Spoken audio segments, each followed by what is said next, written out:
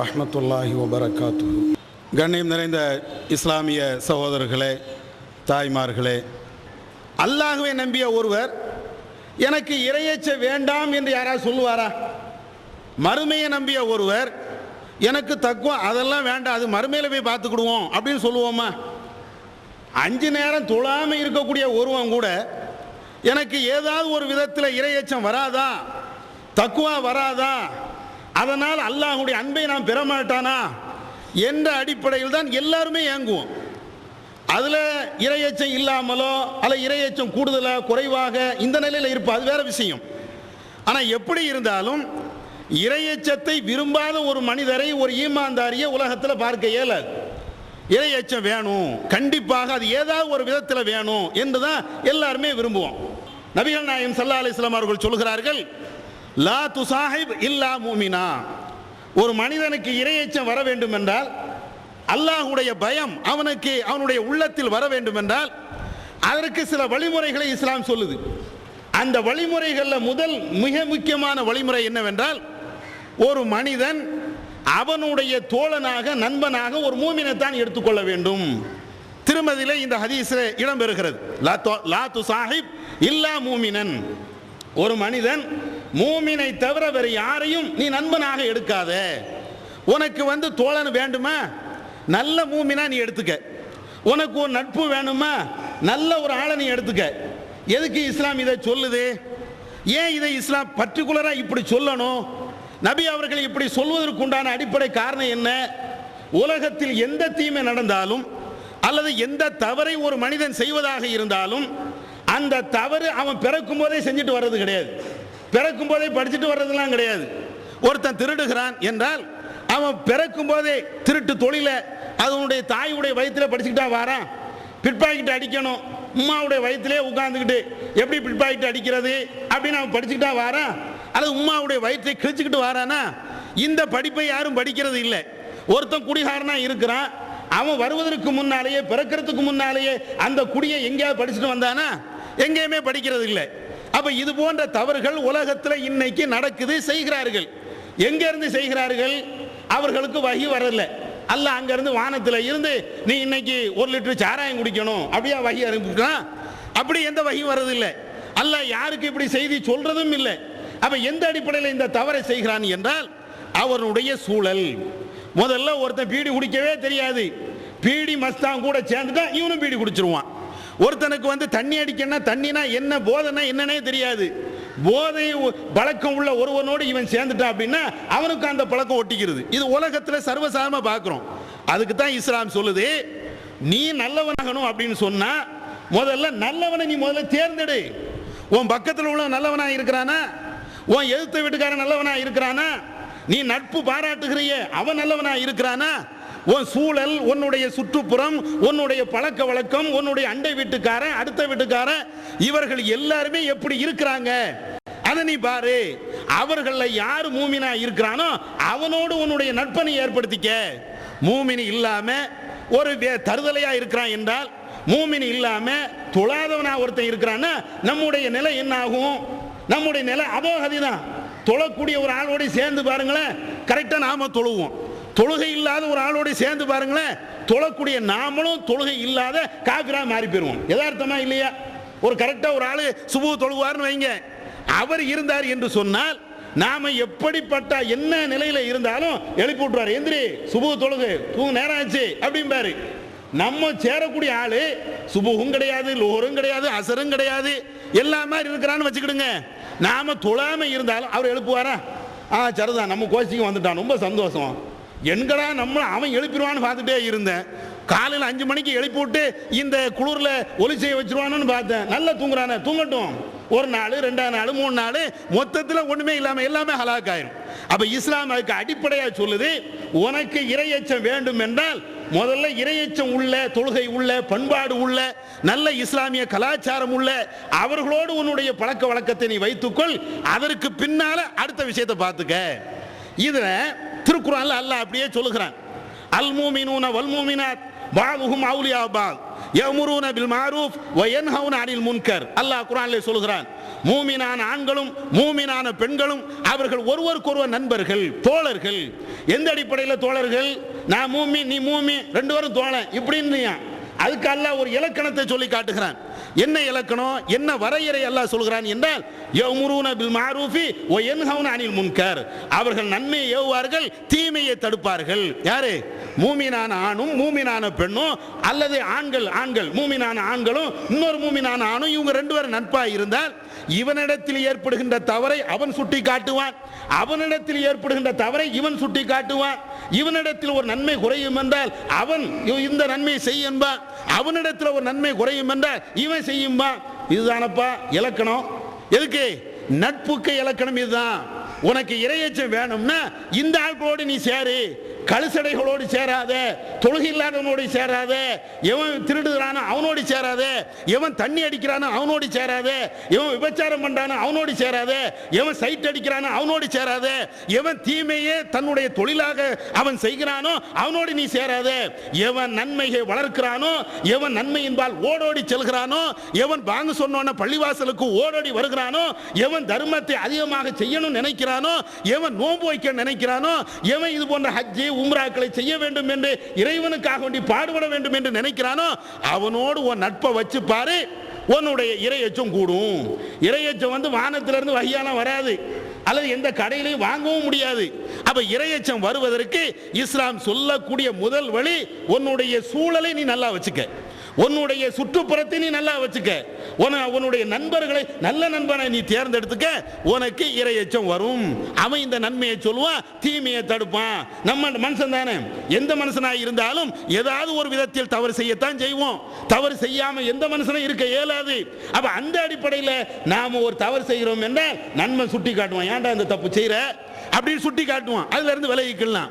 அவன் தப்பு செய்யும் போது அவன்கிட்ட நாம சுட்டி காட்டுவோம், அவன் விலகிக்கிடுவான். இஸ்லாம் இந்த வழிமுறைகளை சொல்லுது.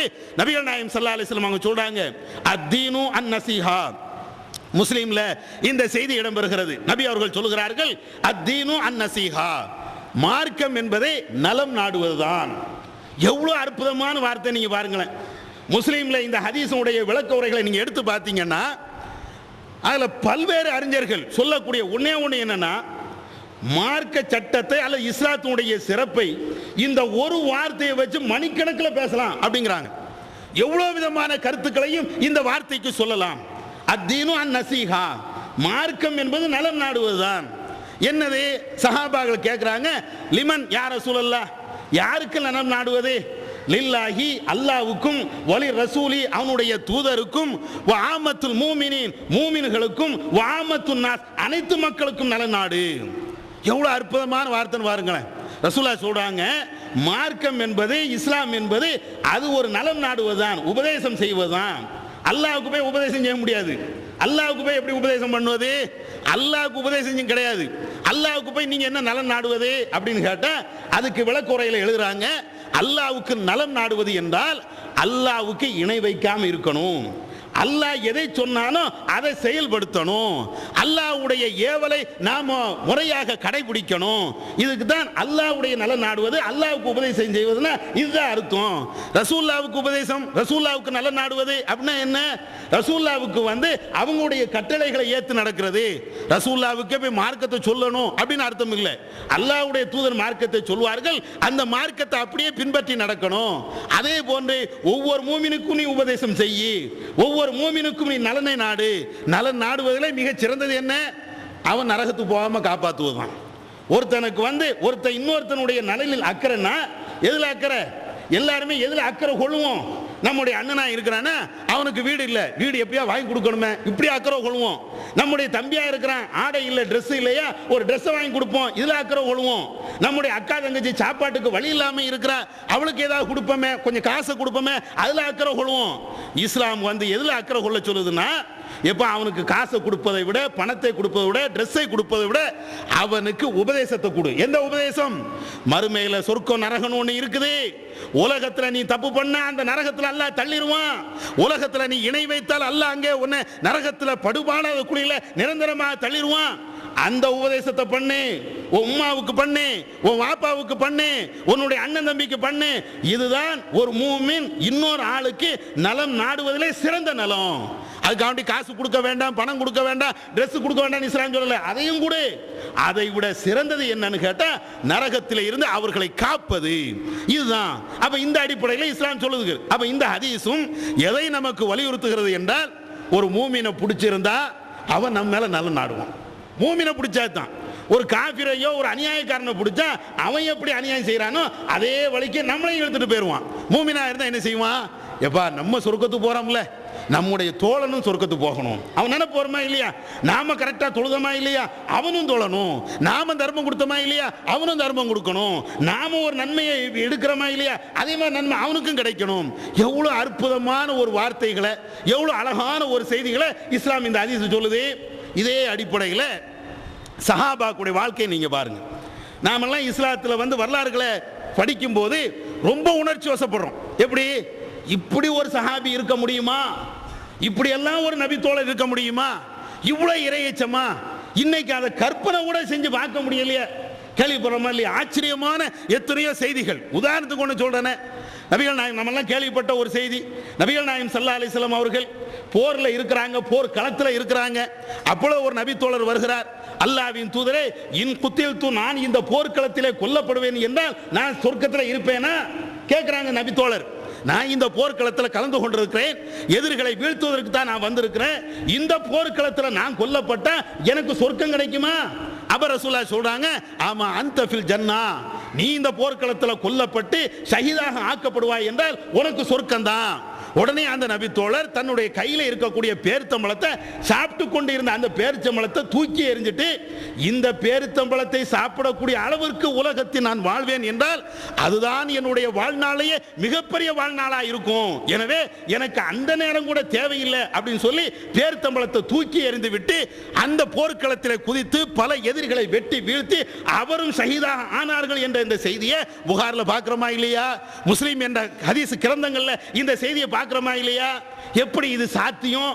ஒரு நபி தோழர் தன் கையில் இருக்கக்கூடிய பேரித்தம்பழத்தை தூக்கி எறிஞ்சிட்டு அல்லாஹ்வுக்காக, அல்லாஹ்வுடைய தூதருக்காக தன்னுடைய கழுத்தை, தலையை கொடுப்பதற்கு அவருக்கு தைரியம் வந்தது என்றால் எங்க இருந்து வந்துச்சு? வரலாறுகளை, இது போன்ற சம்பவங்களை படிக்கின்ற பொழுது அப்படியே புல்லரித்து போகிறோமே. இது எல்லாம் கதையா அல்லது உண்மையிலே கற்பனையா அல்லது உண்மையிலே நடந்த சம்பவமா? இது எப்படி அப்பா நம்புவது? நம்புறோம், கண்டிப்பா நம்புறோம். இது ஒரு சாத்தியமா? கண்ணுக்கு எதிராக தலை போகிறது என்று தெரிந்தது மாத்திரம் அவர் ஓடி ஒளியல. சரி கொஞ்ச நேரம் சாப்பிட்டுட்டாது போவோமே, ஒரு 10 நிமிஷம் வாழ்ந்துட்டு போகலாமே என்று கூட அவர் நினைக்கலையே. வாழ்வை முறிப்பதற்கு, தலையை அந்த எதிரிகள் கையிலே கொடுப்பதற்கு அவர் தயாரானார் என்றால் அவருடைய உள்ளத்தில் எந்த அளவிற்கு இந்த ஈமான் என்ற இறையச்சம் என்ற இந்த தக்வா பதிஞ்சிருக்கும். இது எப்படி வளர்த்தாங்க ரசூலுல்லாஹ்? எப்படி வளர்த்தாங்க? எங்க இருந்து கொண்டு வந்தாங்க? இந்த அடிப்படை. எந்த அடிப்படை? அல்லாஹ் சொன்னான, அல் மூமினூன வல் மூமினாத்து பாலுஹும் அவுலியா பால். மூமினான ஆண்களும் மூமினான பெண்களும் அவர்கள் நண்பர்கள், ஒருவருக்கொருவர் நன்மையை ஏவுவார்கள், தீமையை தடுப்பார்கள் என்று அல்லாஹ் சொன்னானே. நபி அவர்களும் சொன்னாங்களே, இந்த நீ வந்து ஒரு மூமினை நண்பனாக எடுத்துக்கொள் என்று அல்லாஹ்வுடைய தூதரும் சொன்னாங்களே. அதை அப்படியே ஃபாலோ பண்றாங்க ரசூலுல்லாஹ். அதை கரெக்டா அப்படியே தன்னுடைய வாழ்க்கையில கடைபிடிக்கிறாங்க. அல்லாஹ்வுடைய தூதர் ஒரு தீமை நடக்கும் என்றால் சஹாபாக்களுக்கு மத்தியில் அப்படி ஒரு தவறு நடக்கும் என்றால் தயவு தாட்சணை கொஞ்சம் கூட பார்க்க மாட்டாங்க. உடனே அந்த இடத்துல தட்டி நிறுத்துவாங்க. எந்த அளவுக்கு என்றால், நபிகள் நாயகம் ஸல்லல்லாஹு அலைஹி வஸல்லம் அவர்கள் அவருடைய மனைவி சஃபியாவுடைய வீட்டுக்கு வருகிறார்கள். அல்லாஹ்வுடைய தூதர் அவருடைய மனைவி சஃபியாவுடைய வீட்டுக்கு வராங்க. சஃபியாவுடைய வீட்டுக்கு வந்தா சஃபியா அப்படியே தேம்பி தேம்பி அழுகிறாங்க. ரசூலுல்லாஹ் கேட்குறாங்க, என்னம்மா மா யுபுக்கிக்கு, ஏன் நீ அழுகிற, என்ன காரணம், ஏன் அழணும் அப்படின்னு கேட்ட உடனே சஃபியா அவங்க கொஞ்சம் அப்படியே தயங்குறாங்க. ஆனாலும் திரும்ப திரும்ப அழுகிறாங்க. ரசூலுல்லாஹ் கேட்குறாங்க, என்ன காரணம் சொல்லு. உடனே சஃபியா சொல்றாங்க, அல்லாஹ்வின் தூதரே, உங்களுடைய மனைவி என்னுடைய சகோதரி ஹப்சா இருக்கிறாங்களா, உமருடைய மகா ஹப்சா, அவங்க என்னை புண்படுத்துகின்ற சில வார்த்தைகள்னால் அவங்க பேசிட்டாங்க. ஒரு கடுமையான வார்த்தையை கொண்டு என்னை பேசிட்டாங்க. என்னமா பேசினாங்க? அவங்க பேசின வார்த்தை பின்த் யஹூத், யூதம் புள்ள. இனி வந்து யார ஹப்சா வந்து சஃபியா சொன்னாங்களாம். என்ன சொன்னாங்களா? நீ வந்து ஒரு யூதனுக்கு பிறந்த புள்ள. அப்படின்னு சொல்லி என்ன கடுமையான வார்த்தையினால அவங்க பேசிட்டாங்க. என்னால் தாங்க முடியல யார சொல்லலாம். என்னை பார்த்து இப்படி சொல்லலாமா? நான் ஒரு புதுசாக இஸ்லாத்துக்கு வந்த ஒரு பெண்ணு தான், அது தனி விஷயம். ஆனால் நான் தான் திருந்திட்டேனே, உங்களுடைய மனைவியாகவும் இருக்கிறேனே, உங்களுக்கு கட்டளைக்கு நான் அடிபணிந்து நடக்கிறேனே. அப்ப இவ்வளவு நன்மை செய்யக்கூடிய என்னை ஒரு ஆளு, அது என்னோட இருக்கக்கூடிய ஒரு பெண்ணு, அவங்களுடைய அந்தஸ்தில் இருக்கக்கூடிய நானு, நபியுடைய மனைவி என்ற அந்தஸ்தில் இருக்கக்கூடிய நானு, என்னை பார்த்து யூத பிள்ளை அப்படின்னு சொன்னா எனக்கு தாங்க முடியல யார சொல்லலாம் அப்படின்னு சொன்ன உடனே ரசூல்லா அழகான ஒரு வார்த்தையை சொல்றாங்க. என்ன வார்த்தை தெரியுமா? ஏமா நீ இந்த வார்த்தைக்கு நீ கவலைப்படுற? யூத பிள்ளைன்னு தானே உன்னை சொன்னாங்க, ஏன் கவலைப்படணும்? உன்னுடைய பரம்பரையை நீ பார்த்தியா? உன் பாரம்பரியம் நீ பார்த்தியா? உன்னுடைய முன்னோர்களை மூதாதையர்களை நீ நினைச்சு பார்த்தியா? நீ யார் தெரியுமா? பின்த் நபியின், உன்னுடைய தந்தை ஒரு நபி, உன்னுடைய சிறிய தந்தை ஒரு நபி, உன்னுடைய சந்ததிகள் பல, அதாவது உன்னுடைய முன்னோர்கள் பலர் நபிமார்களுடைய வாரிசுகள். அந்த நபிமார்களுடைய வாரிசுல தான் நீ வந்திருக்கிற. என்ன வார்த்தை? ஹப்சா சொன்ன வார்த்தை யூதம் புள்ள. ரசூல்லா அங்க சொல்றாங்க, இதை நீ பொருட்படுத்தாத, இதை நீ பெருசா நீ நினைக்காத. உன்னுடைய பரம்பரை நீ நினைச்சு பார்த்தா உன்னுடைய தகப்ப நபி, சின்னாப்பா நபி, அந்த பரம்பரையே நபியா இருந்திருக்கு. அதை யோசிச்சு பாரு. யாரை சொல்றாங்க ரசூல்லா? இந்த சஃபியாவுடைய தகப்பனார் உண்மையில நபி கிடையாது. யாரை சொல்றாங்கன்னா, அதாவது மூசா நபியை சொல்றாங்க. மூசா நபியுடைய பரம்பரையில் வந்த ஆளு தான் இந்த சஃபியாவாம். மூசா நபியை உன்னுடைய தகப்பன் அப்படிங்கிற அந்தஸ்துல ரசூலா சொல்றாங்க. உன்னுடைய தகப்பனார் மூசா, அவர் நபி. உன்னுடைய சின்னாப்பா அவர் நபி. யாரு? மூசா நபியுடைய சகோதரர் ஹாரூன், அவர் நபி. அவர் உனக்கு சின்னாப்பா, அவங்கெல்லாம் நபி. அந்த மூசா நபியுடைய வாரிசுகள்ல, பரம்பரைகள்ல நீ பார்த்தீங்கன்னா ஏராளமான நபிமார்கள் வந்திருக்கிறாங்க. இது உனக்கு பெருமை இல்லையா? உன்னுடைய வாரிசுகள்ல இப்படி எல்லாம் பெரிய பெரிய ஆட்கள் வந்திருக்கிறாங்களே, இது உனக்கு பெருமை இல்லையா? அப்ப இதை வச்சு நீ பக்குவப்பட்டுக்க, நீ ரொம்ப கஷ்டப்பட வேண்டாம் அப்படின்னு சொல்லிட்டு ரசூலுல்லாஹ் சஃபியாவுக்கு ஆறுதல் சொல்றாங்க. நேராக ஹப்சாட்ட வராங்க. ஹப்சாட்ட வந்து, ஹப்சாவே யூத புள்ளன்னு சஃபியா சொன்னது உண்மையா? ஆமாம் யார சொல்லிட்டேன். இத்தகில்லா யா ஹப்சா, அல்லாஹ் நீ பயந்துக்க. என்ன வார்த்தை பயன்படுத்துற? அது யாரு? அட ஒரு காஃபிரை சொன்னாலும் பிரச்சனை இல்லை. உன்னோடு இருக்கக்கூடிய ஒரு பெண்ணு, உன்னை மாதிரி ஈமான் கொண்ட ஒரு பெண்ணு, உன்னை மாதிரி இபாதத்துகளில் வணக்க வழிபாடுகளில் செலவு செய்யக்கூடிய ஒரு பெண்ணு, அந்த பெண்ணை போய் நீ வந்து பின்து யூத பிள்ளை அப்படின்னு சொன்னா என்ன வார்த்தை? எவ்வளவு எப்படி நீ பயன்படுத்தலாம்? அல்லாஹ்வுடைய அச்சம் வேண்டாமா? அல்லாஹ்வுடைய பயம் வேண்டாமா என்று நபி அவர்கள் ஹப்சாவை கடுமையாக கண்டிக்கிறாங்க.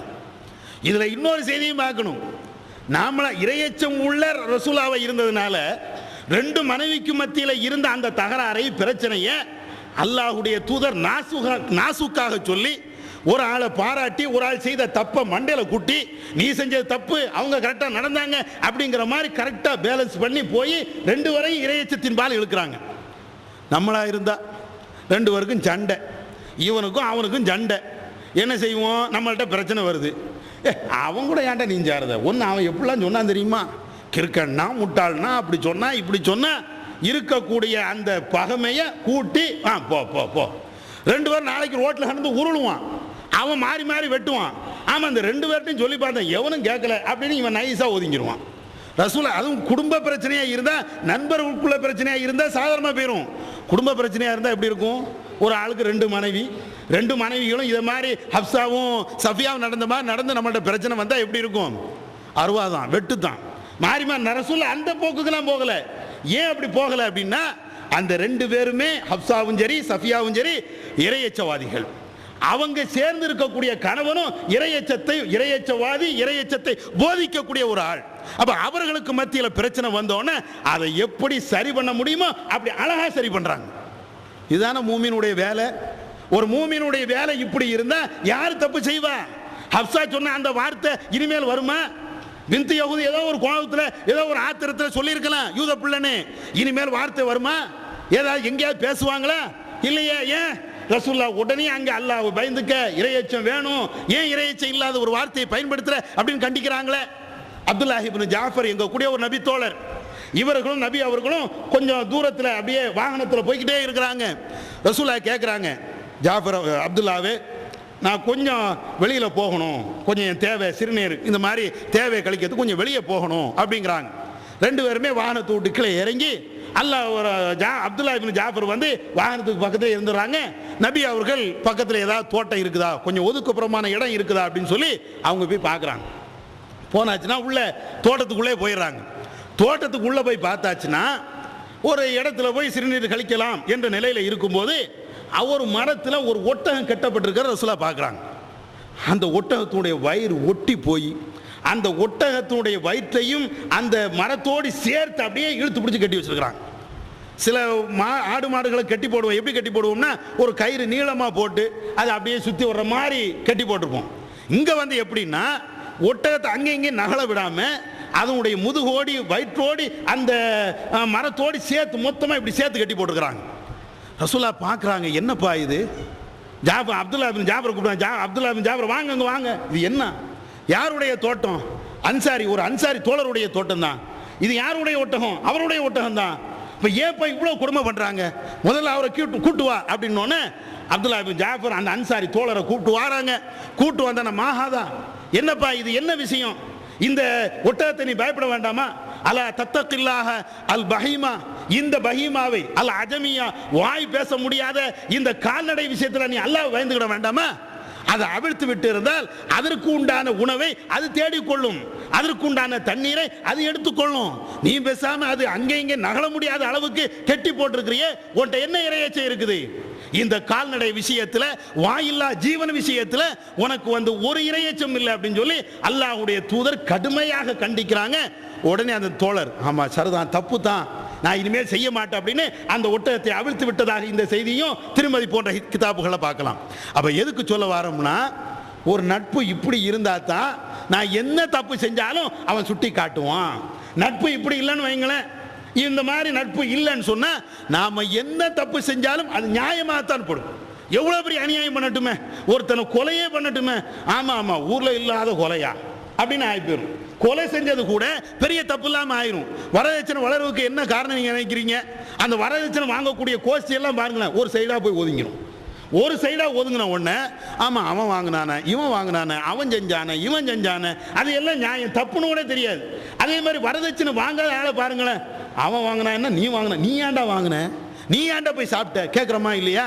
அப்ப அந்த நட்பு வட்டாரங்கள் எல்லாமே ஒரு இஸ்லாத்தின் அடிப்படையில், ஈமானின் அடிப்படையில், இறையச்சத்தின் அடிப்படையில் அது இருக்கும் என்றால் நம்முடைய செயல்பாடுகள் இறையச்சம் எல்லாம் மென்மேலும் வளர்வதற்கு அது ஒரு வாய்ப்பாக படியாக அமையும். அதே நேரத்தில் நம்முடைய பழக்க வழக்கங்கள் எல்லாம் தீமையானவர்களோடு இருக்கும் என்றால் என்னத்தை நோம்பு வச்சாலும் சரி, என்னத்தை ஜக்காத்து கொடுத்தாலும் சரி, என்னத்தை விடிய விடிய உட்கார்ந்து தொழுதாலும் அது வராது. வளருவதற்கு ஒரு அடிப்படையான காரணம் நம்மள்கிட்ட இருக்கக்கூடிய தீமைகளை தடுக்கக்கூடிய, நம்மள்கிட்ட இருக்கக்கூடிய நன்மைகளை வளர்க்கக்கூடிய நல்லவர்களோடு சேரணும் என்று இஸ்லாம் நமக்கு சொல்லித் தருகிறது. இந்த அடிப்படையில் நம்முடைய நட்புகளை இறையச்சத்தோடு வளர்த்துக்கொள்ள அவன் அருள் செய்வானாக. வாஹிர்தவான் அல்ஹம்துலில்லாஹ். திருக்குரான் தமிழாக்கம் பி ஜெய்னுல் ஆபிதீன்.